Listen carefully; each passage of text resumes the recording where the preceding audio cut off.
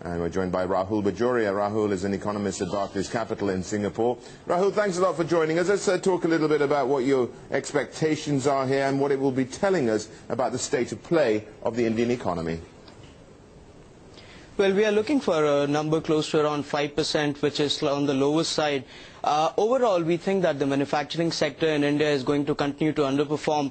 However, having said that, we don't think that growth is going to fall off a cliff. What it essentially shows is that the impact of monetary tightening that the RBI has passed through is now having an impact on sectors which demand the most leverage, and hence the underperformance.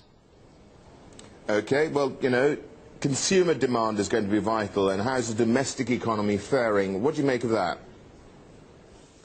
Well, I think as far as the domestic economy goes, we are seeing two signs in India. First of all, sectors which depend a lot on leverage to sell their goods, things like auto sales, they have been coming down. They have been showing signs of a fair degree of softness in the recent months.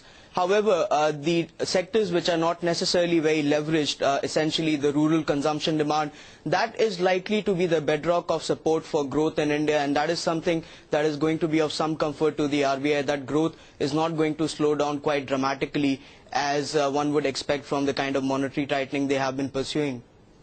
No, indeed, monetary tightening is key here, and inflation management and managing inflation expectations, that's central to what the RBI is up to. It's not having much success, though, at the moment, is it, Rahul?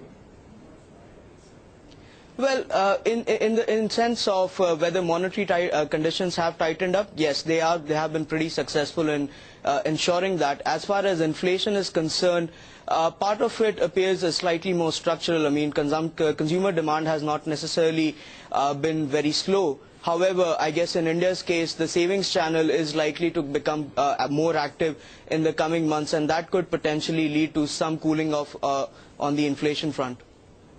Do you think that the RBI is going to be taking a slightly more subdued role at the moment, having elevated rates to where they are at the moment, and given the current market volatility, that they may just hold off for a while?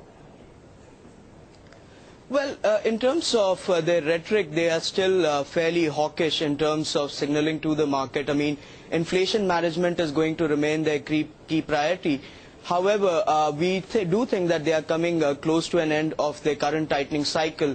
However, it will be very difficult for them to switch around completely from an ultra-hawkish stance to a more dovish stance. I think they will probably prefer to take a middle ground, continue with the tightening in the next meeting, and maybe signal an end to the tightening cycle beyond that. Okay, but at the moment, all these waves on the market conditions, of course, being as volatile as they are, India's not escaped it. You know, what do you make of the actual strength and the fundamentals of the Indian economy? And, you know, it's amazing how investors don't look at that. Well, as far as the impact, I mean, it's largely going to be on the financial markets for now, and that is something that's already we have seen. I mean, the Sensex has corrected quite significantly. We are starting to see policymakers, especially in the Ministry of Finance, advocating a more moderate approach and sort of viewing and understanding what exactly is the impact. On the real sector spending, we don't think there's going to be an immediate impact. However, if consumer confidence comes down quite significantly across the board, then we think that the policymakers are going to be a lot more active in terms of reacting to what's been going on globally. Rahul, thanks a lot for that. Thanks for your time, Rahul Bajoria, there joining us from Barclays Capital.